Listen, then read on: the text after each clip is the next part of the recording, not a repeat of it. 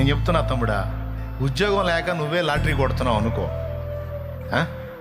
విశ్వాసం గల్లోడు ఏమంటాడో తెలుసా? తనకే ఉద్యోగం లేదు. విశ్వాసం గల్లోడు దేవుని యందు అనుకున్నాడు ఏమంటాడు తెలుసా? అన్నా, ఈరోజు నాకు జాబ్ లేదు, కానీ ఒక రోజు నాకు దేవుడు ఇస్తాడు. ఆ రోజు నాకు జాబ్ కాదు, నేను 10 మందికి జాబులు ఇప్పిస్తాడు నా దేవుడు. ఎంతమందికి దమ్ముంది ఆ మాట చెప్పడానికి? దమ్ముతో పాటు విశ్వాసం కూడా కావాలి. చేతులు ఎమ్మటే దించాడు ఎందుకు? నేను అదే ఇప్పుడు దాకా ఛార్జింగ్ చేస్తుంది. ఏ ఛార్జింగ్? విశ్వాసం. నాకే లేమి గల స్థితిలో ఈరోజు నేను ఇబ్బంది పడుతున్నా. నేను అనేకులకు ఇచ్చే స్థితిని నా దేవుడు నాకు ఇస్తాడని ఎంతమందికి విశ్వాసం ఉంది? డౌట్ లేదా? ఖచ్చితంగా స్వతంత్రించుకుంటావు నువ్వు దాన్ని.